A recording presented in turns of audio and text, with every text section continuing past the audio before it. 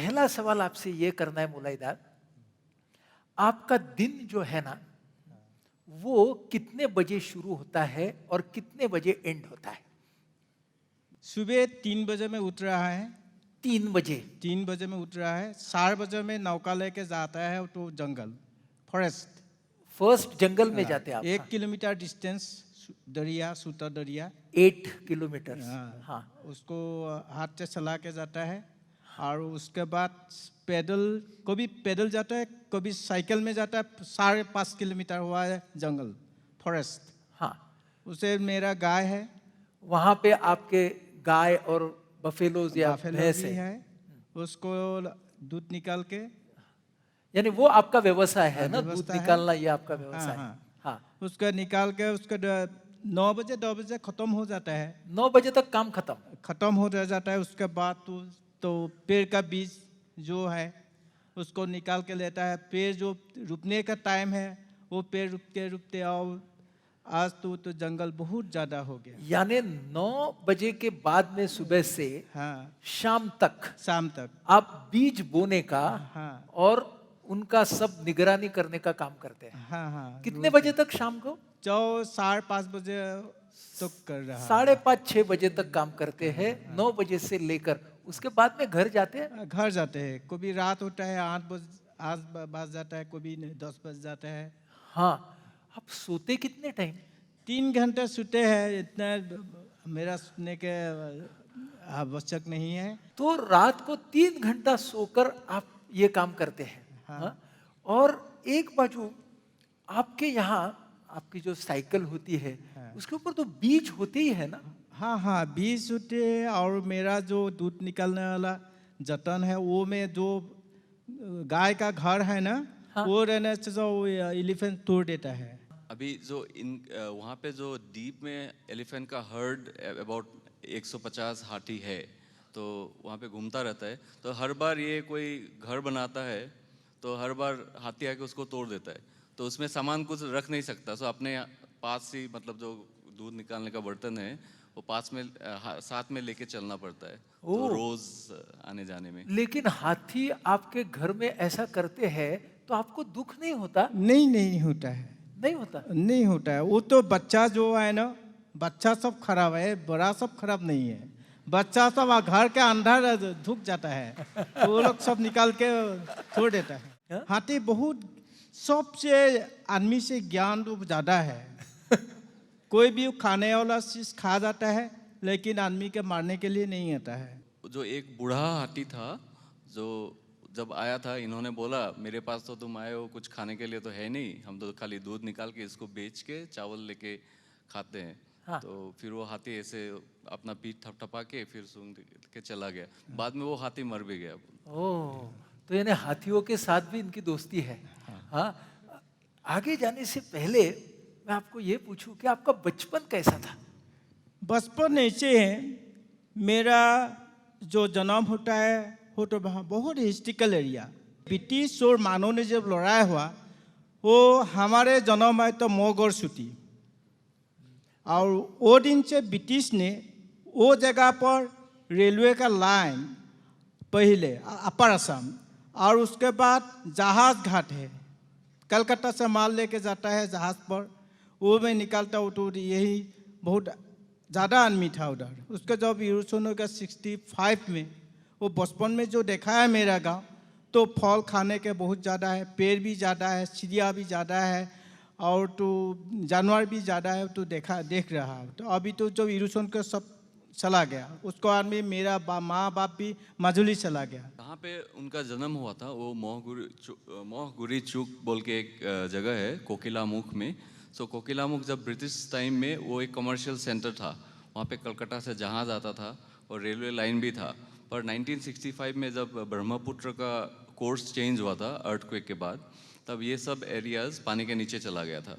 तो जो जगह उन्होंने बचपन में देखा था, जिसमें बहुत हरियाली था, पेड़ पौधा था, सब कुछ चला गया था। तो इसके बाद उनका माता और पिताजी वो जगह छोड़ के माजुली में चला गया था। माजुली में चला गया। और आप स्कूल कहाँ गए? स्कूल जोरहाट नीचे बालीगांव बोला है, तो गांव का नाम बालीगांव, का ब्राह्मण गांव। वो इस जॉर्ज कोट का पेस्कर के साथ मेरे को पढ़ाने के लिए ले गया था। मेरा छोटू भाई है, वो 3 नंबर में मैं है। आप कितने भाई है? 100 छह भाई हैं। छह भाई। उसमें आप 3 नंबर के हैं। हाँ 3 नंबर। हाँ, तो आप स्कूल में गए जोरहाट के बाजू में, हाँ बालीगांव, जोरहाट बालीगांव। पालेगांव। और कितने कक्षा तक पढ़े आप? क्लास 10 तक पढ़ा है। जब एलपी स्कूल में से पढ़ रहा है, स्कूल के नीचे साइंटिस्ट और agriculture scientist doctor Jadunath Bezbaruah, हाँ। वो प्रैक्टिकली कर रहा था। रोज दिन देखा है स्कूल में जाके, एलपी स्कूल में जब देखा तो प्रैक्टिकल करने से वो देखने के से भी मेरा अच्छा लगता है। अच्छा, हाँ। ये बहुत इंपॉर्टेंट बात है, हाँ, बताइए। वो तो अच्छा लगता है। वो जो प्रैक्टिकल करा है मैं देख रहा हूँ, देख देख के वो एक दिन बोला है तो पान खाने वाला सुपारी वाला वो तो मिलता है, मैं रुकने के बोला था, होगा कि नहीं वो तो जल्दी जल्दी हो जाता है। मेरे हाथ में से जल्दी जल्दी वो तो पेड़ रोपने के सिखाया। हां, मी तुम्हाला ते काय म्हणतायत ते सांगतो.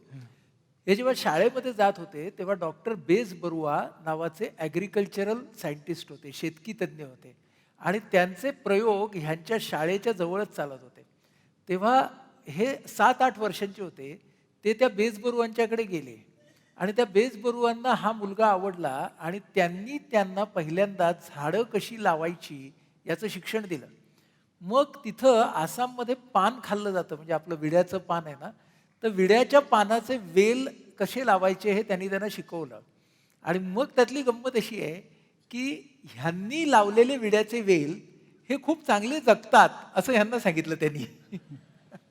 की म्हणजे तुझ्या हाताला गुण आहे थोडक्यात, की तू लावलेलं झाड हे जगतं, ती गोष्ट ते आपल्याला सांगतायत. मेरा उम्र 15-16 साल हो गया। 15-16 साल का. हाँ, उसको आगे में क्लास 7 तक तो मैं भारत दूसरा में रेल में तो पैसा नहीं लेता है ना वो टाइम में। हाँ, जब आके देख के गया था, नेपाल गया था, अच्छा और तो बॉम्बे आया था, दिल्ली आया था। अच्छा. हाँ, बचपन में कैसे आके कैसे देख के पैसे पैसे नहीं लगता है, 2-3 रुपया लेने से हो जाता है। तो बिना टिकट का रेल बिना सवारी। टिकट से आता है। हे फार महत्वाचं आहे बरं का. यांनी 7वी 8वी मध्ये असे 2 रुपये 3 रुपये करून संपूर्ण उत्तर भारत बघितला. हा, भारतीय रेल्वेच्या सौजन्याने.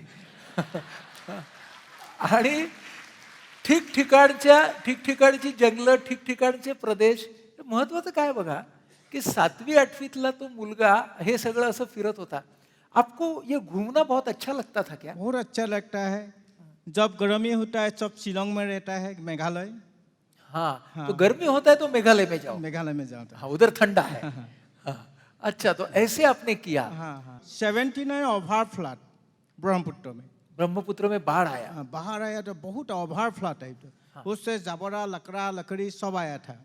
वो तो जब पानी जो है ना, बारिश अरुणाचल प्रदेश में खत्म हो गया, जल्दी पानी सूखा गया, वो तो जबरा वबरा सब सेंट बालू एरिया में रह गया। जब रहने के बाद जून जुलाई जब तो बहुत ज़्यादा धूप है, उसके बाद सांप भी शताधिक मर गया। उसके साथ मेरे पे प्यार लग गया। तो जब गाय देखने के लिए गया था, बाफेलो को भी देखने ले, तो गाय भी देखा जब पानी में रहता है, कुत्ता भी देखा पानी में रहता है, इतनी धूप है। आगे साल 12 दिन का वो तो धूप होता है, जून महीना, वो दिन देखा है 23 दिन धूप ज़्यादा होता है, इसके लिए मर गया। उसके लिए सांप जब तो मर गया, मेरे प्यार लग गया। अच्छा, जरा बताइए. ओके, सो 79 में बहुत ज़्यादा बाढ़ आया था। और बाढ़ के बाद तुरंत बहुत गर्मी हो गया। तो जून महीने में वो बोल रहे 12 दिन का गर्मी होता था, 12 दिन के डबल 24 दिन का गर्मी आ गया। तो जब जो वो सूखा लकड़ी सब पानी में उठ के आया था, सब बाली में सैंड में फंस गया था। तो बाद में वो जाके देखा सब उसका गाय भैंस भी सब पानी में रह रहा है। फिर जाके थोड़ा लकड़ी के बीच में देखा तो सब सांप, जितना 100 से अधिक सांप मरा पड़ा था सूखे के कारण। अच्छा, तो तभी आपको लगा कि कुछ करना चाहिए. लेकिन किसी ने आपको बताया कि आप अकेला आदमी है, क्या करेगा? तो मैं पता लगाने के, मैं तो कुछ नहीं जानता है, तो 5 किलोमीटर अंदर देवरी कम्युनिटी ट्राइबल आदमी है, वो लोग का बुरा आदमी जो लोगों का है ना, वो लोग का पूछा ससा शताधिक सांप मर गया। सांप नहीं मरने से क्या करने पड़ेगा? वो लोग बोला विश्व से सब उष्णा घास रोपो, लेकिन मेरा मालूम नहीं विश्व से सबसे उष्णा घास क्या है। 1 मिनट। हाँ हाँ, तो उनके गांव के 5 किलोमीटर पास में देवड़ी कम्युनिटी का एक गांव था। वहाँ पे बूढ़े लोग थे, एल्डर्स, उनके साथ में जाके वो बैठ के बातचीत कर रहे थे। तो उन्होंने पूछा मेरे पास में उधर में 100 से ज़्यादा सांप अभी मर गया है। अभी सांप मरने के लिए मतलब अगर नहीं- बचाना है सांपों को। बचाने के लिए उसको क्या करना चाहिए, माहौल क्या करना चाहिए? तो वो लोग बोला विश्व का, पृथ्वी का सबसे बड़ा वाला घास तुम लगाओ। अच्छा। वो बेम्बू के बारे में बोल रहा था। ओ, तो तो बाम्बू बाम्बू अगर लगाओ। लगाओगे तो सांप बच जाएंगे, बच जाएगा। वो लोगों ने आपको बताया। हाँ, हाँ, हाँ, फिर वो लोग 50 तो बेम्बू को बीज देता और 25 तो बेम्बो देता।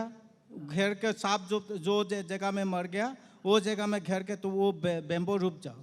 और बेम्बो रूपने के बाद में 50 तो कलसी माटी का, हाँ मिट्टी का कलसी लेके आया था। हाँ। वो दिन दाम नहीं है, 25 पैसा लेता है। हाँ वो लोग का लेकर फुटा करके उनका पानी 5 दिन का अंतर अंतर 5 लीटर दे के हाँ। पार कलसी पर दे कर बेम्बो भी हो गया। उसका बीज जो आया था वो भी हो गया। 1 मिनिट ना, त्यांनी काय सांगितलं आपल्याला सांगतो. त्यांनी सांगितलं की बांबू लावा. कुठल्या ठिकाणी जाऊन बांबू लावा की जिथे ते साप आधी मेलेले होते त्या जमिनीत जाऊन बांबू लावा. आता तिथे जेव्हा ते गेले तेव्हा ती जमीन रेताड होती.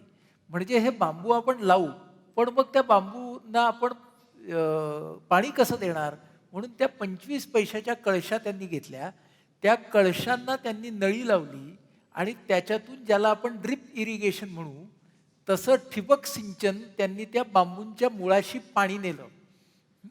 अशा प्रकारे बांबूंचं वन करायला त्यांनी पहिल्यांदा सुरुवात केली. जो फ्लैट में आया था वो भी जल्दी जल्दी होता है। और तो साल भर वो बाहर से लेके आके रूप के अभी जंगल हो गया। 30 साल के बाद अभी तो फॉरेस्ट बन गया। अभी तो अनेक जानवर आया था और तो बर्ड्स आया था। और आपने 110 वनस्पतियां, मोर देन 100 से ज्यादा वनस्पतियों के बीज लगाए. बांबू से तो शुरुआत की, हाँ हाँ है ना? हाँ। तो ये बीज आपको मिलते हैं कैसे? गांव में से मिलता है। अभी तो बाहर जाने की जरूरत नहीं है, अभी यही बीज मिलता है। हाँ. इनका एक हैबिट है, जहाँ भी जाते हैं वो बीज पॉकेट में डाल लेते हैं। तो हम लोग उदयपुर गया था, बीच में मैं सुबह घूमने गया मॉर्निंग वॉक के लिए। तो इनके लिए मतलब हर बार देखता है पीछे मुड़ के नहीं है, तो जहाँ भी कोई पेड़ का बीज मिलता है वो पॉकेट में डालते हैं। अभी यहाँ पे आज डेक्कन जिमखाना में जो एक आपका पता नहीं कौन सा पेड़ है, उसमें लाल लाल बीज लगा हुआ था, वो निकाल के पॉकेट में डाल दिया। मैं बोला आप तो यहाँ से मुंबई जाओगे, फिर पेरिस जाओगे, फ्रांस। बोला नहीं, ये भी साथ में जाएगा, फिर वापस लेके आएंगे बोला। हम लोग बहुत सारे बीज लगाते हैं लेकिन उसके पेड़ कभी होते नहीं है. ब्रह्मपुत्र का मिट्टी बहुत अच्छा है। अच्छा, ब्रह्मपुत्र का मिट्टी बहुत अच्छा है. बहुत अच्छा है। ओके. हाँ. और गाय का जो गोबर है, अच्छा, वो आपकी जो गाय है. हाँ गाय है, वो तो जल्दी जल्दी होता है। मैं 5 साल का अंतर 1 किलोमीटर अंतर बाहर बहा के जाता है। हाँ वो जल्दी जल्दी हो जाता है। हाँ. और जब लोग पेड़ बड़ा होता है, बीज लगता है, वो पक्षी भी बैठा है, पक्षी भी पेड़ रोपने जानता है।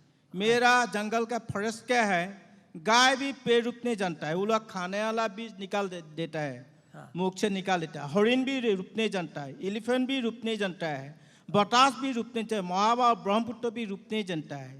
सिर्फ आदमी ने काटने जानता है, जीवाश्रेष्ठ आदमी। उन्होंने क्या कहा? सिर्फ आदमी ही काटना जानता है, बाकी कोई काटता नाही आहे.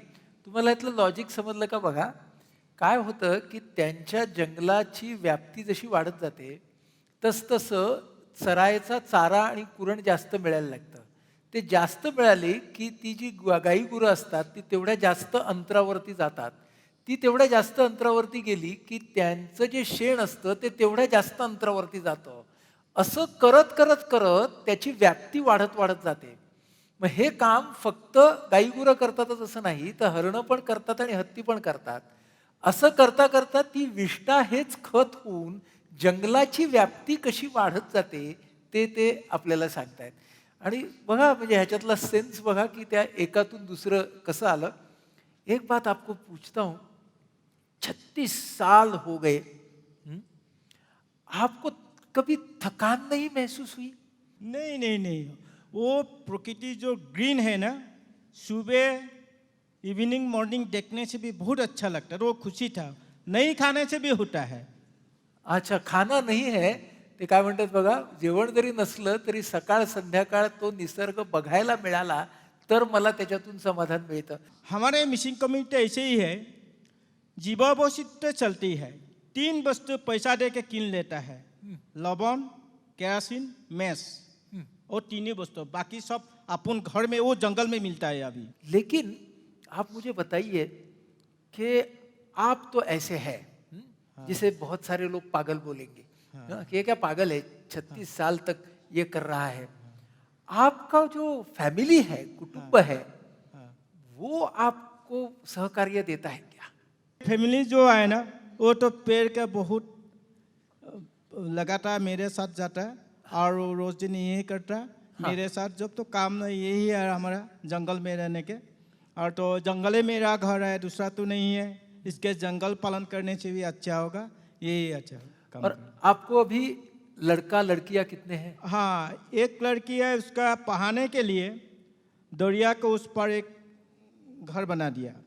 वो तो जाने आने में 6-7 किलोमीटर बहुत मुश्किल था. दरिया है, आने जाने में, इसके लिए ऊपर घर बना दिया. और तो लड़की जो बड़ा है वो हायर सेकेंडरी 12 क्लास का सेकेंड ईयर. अच्छा. और लड़का 2 है, वो क्लास 9 है पर. और लड़का कहाँ रहता है? लड़का सुटाला जंगल में रहता है. वो एलिफेंट के साथ बातचीत हुआ वो सुबह. हाँ. और टाइगर भी देखा, हरिण भी देखा. वो बुलाया कि सब लोग तो 150 जब एलिफेंट रहे, हमारा घर जो पहले था वो तो नीचे रहता है वो लोग. हाँ. वो लोग बोला, उसको बुलाया थे, बाबा हमारा तो सब खाना खा लिया, हम लोग क्या खाएगा. हाँ. वो लोग सुनते रहता है, वो तो कुछ नहीं करता है, यहाँ से यहाँ तक रहता है. अच्छा, वो लोग को मारने दिए जरा नहीं बताइए. वो उसका उनका छोटा लड़का ऐसा है, मतलब वो हाथी से भी नहीं डरता है. वो अगर चिड़िया या जंगली जानवर, डियर वगैरह नहीं देखता है तो उसका मन बहुत खराब होता है. और हाथी आने से भी वो डरता नहीं, वो हाथी से बातचीत करता है. अच्छा. और अभी तक उसको हार्म कुछ नहीं किया है कभी भी. अच्छा. और उसका पूरा संकल्प है कि वो सेकंड फॉरेस्ट मैन बनेगा, और पूरा ओह. पौधा लगा रहा है.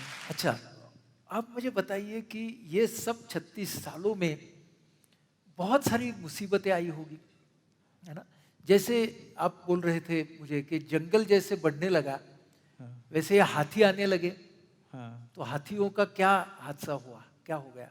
हाथी आप में देखा, वो जंगल बनाने के बाद जो देशी विदेशी पर्यटक आता है, हाथी आ गया 2008 में आ गया. आने के बाद मकान उखान सब तोड़ दिया, आदमी को, गांववासी को तोड़ दिया, दूसरा के भी तोड़. 1000 लोग तो बुलाया, तू जंगल बना रहा, हाथी एलिफेंट टूल बोल के लेके आया था. मैं बोला हाथी जंगल, हाथी में भूल के लेने आने सकेगा तो मैं को पूजा करना, तब हाथी को बाहर जाने दे, मैं बोल देगा तब जाएगा तो. So, 2008 में बहुत सारा हाथी आ गया था. क्योंकि लगभग जंगल तैयार हो गया, इसके लिए हाथी आ गए. हाँ, तो 150 लगभग हाथी आ गया. वो तब आसपास के गांव वाले लगभग 1000 लोग आके इनको पकड़ा. तुमने क्यों जंगल लगाया, अभी सब हाथी आ गया. और ये फिर इन्होंने जवाब दिया, मैं कैसे हाथी बुलाएगा, मैं तो जंगल बनाया है, और मैंने तुम्हारा घर मैंने नहीं तोड़ा है, मैंने तो खाली पौधा लगाया है, हाथी ने तोड़ा है. हाथी के अगेंस्ट में कंप्लेन होने से फॉरेस्ट स्टाफ को दो, मिनिस्टर को दो, और मेरा तो पेड़ ने जाके तुम्हारा घर नहीं तोड़ा है, ये उनका जवाब था. हाँ, मेरे पेड़ ने आपके घर नहीं तोड़े हैं, हाथी ने तोड़ा है. हाथी ने तोड़ा है. हाँ, लेकिन फिर आगे क्या हो गया? वो तो हंगामा लगा दिया, उसको मारने से ठीक होगा.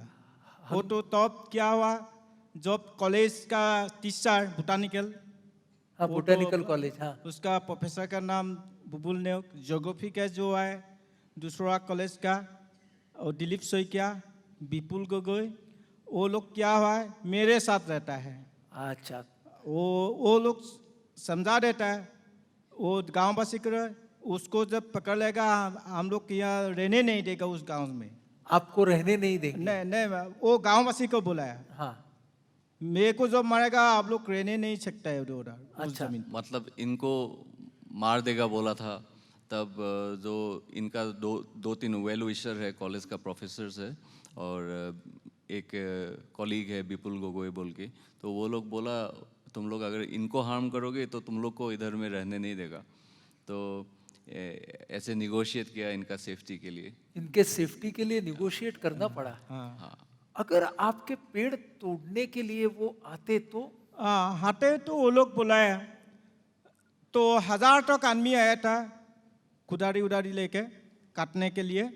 तब तो मैं बुलाया था मैं को काट लो, उसके बाद पेड़ काटो। ये हिम्मत आप में आई कैसे? मेरा प्रकृति ने मैं जो हेल्प करा है ना, प्रकृति से जो पावर मिला है ना, आदमी ने नहीं देता है, प्रकृति ने देता है। प्रकृति से जो हेल्प मिला, साहस मिला था, मेरे बात से हाँ ऋतुराज, आप हम सबको बताएंगे कि आपकी इनकी मुलाकात कैसे हो गई? 2012 में मेरा एनजीओ है असम में, ग्रीन गार्ड नेचर ऑर्गेनाइजेशन। हम लोग ने प्लांटेशन शुरू किया था हाथी के लिए, हाथी का खाने के लिए। असम में एक पर्टिकुलर एक बनाना ट्री है भीमकॉल, बहुत बड़ा होता है, तो वो हाथी बहुत खाता है। तो असम में हाथी और जो मनुष्य का संघात है बहुत ज़्यादा है, तो सब लोग बोलता है पहाड़ में खाना कम होने के कारण मतलब हाथी नीचे आके लोगों का गांव में घुस के उनका खेती वेती खाता है। तो हम लोग ने सोचा जो खाली जगह बहुत पड़ा हुआ है, झूम कल्टीवेशन होता है तो उसके बाद में जगह पूरा खाली पड़ा रहता है, तो हमने सोचा हाथी के लिए कुछ कल्टीवेशन किया जाए, मतलब पौधा लगाया जाए। तो ताकि हाथी वहाँ खाएंगे हाँ, और बस्ती में नहीं नीचे जाए। नहीं आएंगे। तो करेक्ट। फिर वो हम लोग प्रोजेक्ट शुरू किया, तभी पेपर में आने लगा कि एक आदमी ने ऐसा जंगल बनाया है जहाँ पे हाथी भर गया है अभी आके। तो फिर उसी समय में मेरे को फ़ोन आया मुंबई से, सेंचुरी एशिया का एडिटर है बिट्टू सहगल, तो मैं उनके लिए थोड़ा कभी कभी लिखता भी है और असम में उनका प्रोजेक्ट्स चलाता है। तो उन्होंने मेरे को बोला ये आदमी कौन है, जाके देखो ये सच में कोई प्लांटेशन किया है ना, फॉरेस्ट बनाया है, जाके देखो वेरीफाई करो। तो फिर मैं जाके पहुंच गया तुरंत उनके पास में देखने के लिए खुद।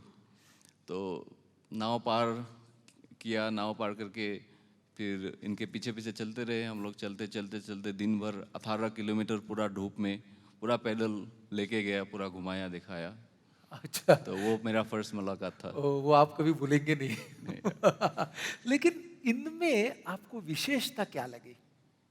आगे उनको पद्मश्री तक अभी मिला है। फिर वो आदमी जो तब मिले थे वो एक ही है, अभी हम लोग घर में जाते हैं तो वही same humble He is the same। He is the और same। सबसे बड़ी खासियत ये है कि ये सेम है, वैसे के वैसे है। आपका जो जंगल है ना, वो कैसे दिखता है मुलायदा? कैसे दिखता है आपको जंगल? ऐसे ही सुंदर है। हाँ। और जो आयुर्वेदिक औषध है, आयुर्वेदिक औषध है। औषध है, विश्व के पूर्ण जंगल में नहीं है। वो तो चाइना से साइंटिस्ट आया था, अमेरिका से आया था, पेरिस से आया था। और तो दिन मेराम भी गया था जालाल यूनिवर्सिटी, वो बुलाया तो इतनी भी ऐसा रकम हाथ देकर बुलाया तो ऐसे भी 150 फुट के ज़्यादा आयुर्वेदिक औषध है। 150 से ज्यादा आयुर्वेदिक जो दवाइयाँ है उनकी वनस्पतियाँ अभी आपके जंगल में है। जंगल में भी है। इसके लिए वो जानवर सबका बीमार नहीं होता है। अभी आपको मैं एक सवाल करता हूँ, समझो आपको आसाम राज्य का मुख्यमंत्री बनाया जाता है, हाँ, तो आप पहले 3 काम कौन से करेंगे?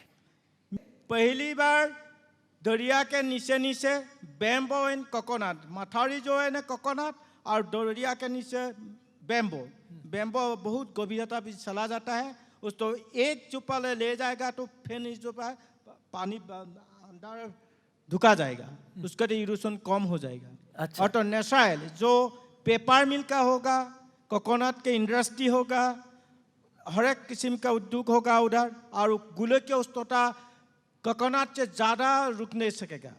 अच्छा, बताइए। तो सदिया से धुबरी तक जो असम का लेंथ एंड ब्रेथ है, ब्रह्मपुत्र के दोनों पार में अभी इरोजन का बहुत प्रॉब्लम है, सॉइल इरोजन, क्योंकि ब्रह्मपुत्र का जो 390 ट्रिब्यूटरीज है सब में सैंड माइनिंग के लिए सब और पेड़ काटने के लिए पहाड़ में सब सैंड आके ब्रह्मपुत्र का बैंक बहुत ऊंचा उठ गया है। तो वो दो काम करने के लिए बोल रहा है, एक धुबरी से सदिया तक दोनों पहाड़ में कोकोनट और बैम्बू का प्लांटेशन लगाने के लिए, उससे सॉइल को मजबूती से वो पकड़ के रखेगा तो इरोजन कम होगा। करेक्ट। तो जो माटी खाने वाला दोनों बगल गिराने पड़ेगा, उसको पेड़ रोपने पड़ेगा, तब नियंत्रण में आ जाएगा ब्रह्मपुत्र, गंभीरता भी हो जाएगा और जहाज चलने पड़ेगा। तो सेकंड वो ड्रेजिंग करा के जो रिवर बैंक नीचे ऊपर उठ गया है उसको, उसका मिट्टी निकाल के म्हणजे साइड एका में बाजूने मातीची धूप थांबवतील, पहिली गोष्ट. दुसरी गोष्ट की ब्रह्मपुत्रेच्या पात्रामधला गाळ बाहेर काढतील आणि ब्रह्मपुत्रेला खोली किंवा डेप्थ देतील. अच्छा, और तीसरी बात?